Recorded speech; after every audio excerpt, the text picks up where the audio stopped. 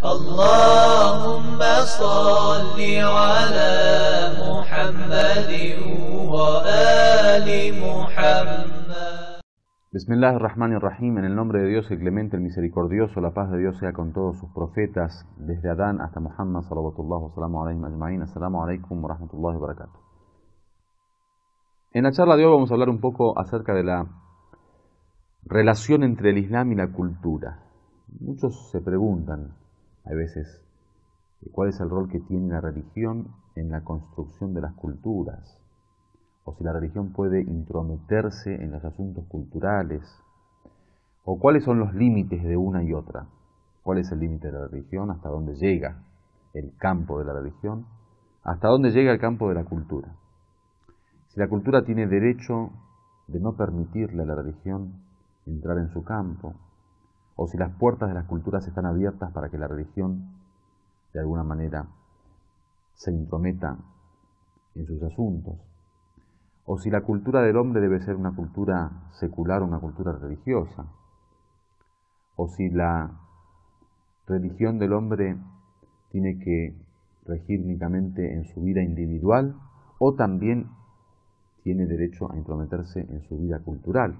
En fin, hay muchas cuestiones que tienen que ver con esto de la relación entre religión y cultura. Nosotros, obviamente, como es un tema de especialización y es un tema que llevaría mucho tiempo profundizar, simplemente vamos a hacer una pequeña reseña, un pequeño resumen acerca de cultura y religión.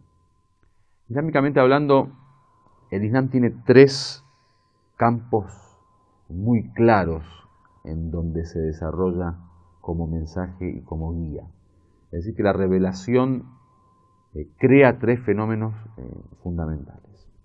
El primer fenómeno es el fenómeno religioso, que es el que conocemos nosotros como religión, y que tiene que ver, al contrario de nuestra visión occidental de religión, tiene que ver en el Islam con la forma de vida que abarca todas las tendencias y todos los campos y las dimensiones de la vida del ser humano.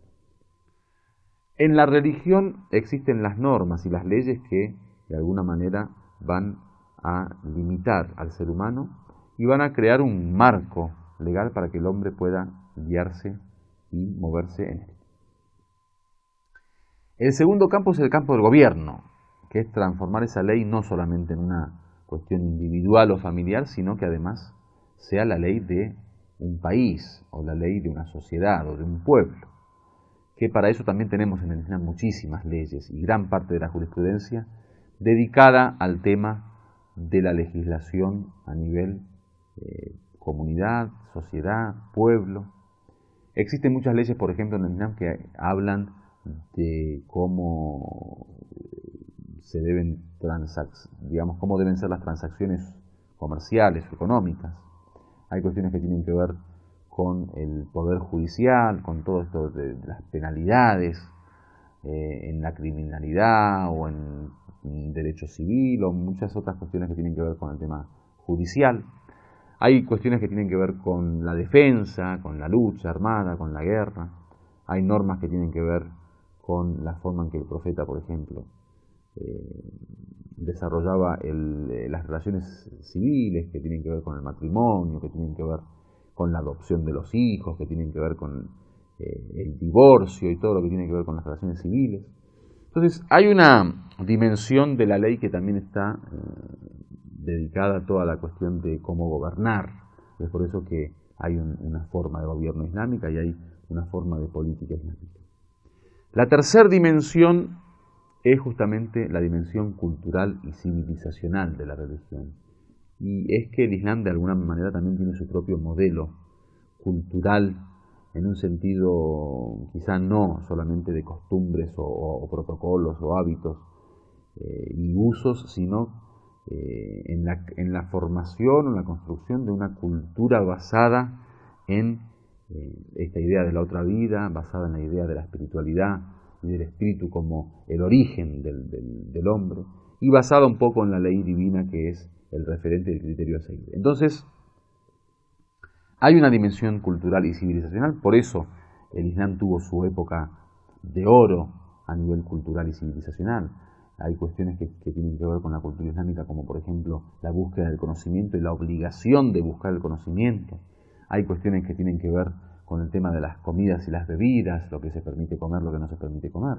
Hay cuestiones que tienen que ver con la vestimenta, el hijab de la mujer y cómo debe vestirse. Cuestiones que tienen que ver con las relaciones interpersonales, cuestiones que tienen que ver hasta con la construcción de las casas. O sea, hay una cuestión que es un debate muy claro en el Islam, y es que el Islam tiene la capacidad de poder crear cultura y civilización, o simplemente debe supeditarse a su ámbito religioso y político. Nosotros creemos que obviamente el Islam tiene esa capacidad, y tiene no solo la capacidad, sino la obligación de crear cultura en un sentido profundo, no en el sentido simplemente de las costumbres o lo que uno podría percibir como la apariencia de un pueblo o de una sociedad. Muchas veces nosotros interpretamos la cultura simplemente como la apariencia de un pueblo, relacionado o representada a través de su idioma, de su vestimenta, de sus comidas, de sus costumbres. Eso no siempre es cultura en el sentido de la visión islámica, digamos. Cultura tiene unos límites mucho más profundos en el Islam, y es justamente el poder hacer de la cultura del ser humano una forma de vida que comienza desde la creencia, pasando por la acción y finalmente terminando en los valores. Entonces, si consideramos a la religión en el sentido valórico, de creencias, de fe, y en el sentido de ley y normas, o sea, lo que rige el comportamiento del ser humano, y a eso lo llamamos cultura, entonces obviamente el Islam es cultura. En las próximas clases vamos a profundizar un poquito más sobre este tema y vamos a ver de qué forma el Islam, digamos, interactúa cuando existen otras culturas que o contravienen las normas del Islam o no permiten que el Islam pueda desarrollarse a nivel legal en ese tipo de ámbito o de marco. Muchísimas gracias y que Dios los bendiga. Walhamdulillahi Rabbil Alamin. Wassalamu alaikum wa rahmatullahi wa barakatuh.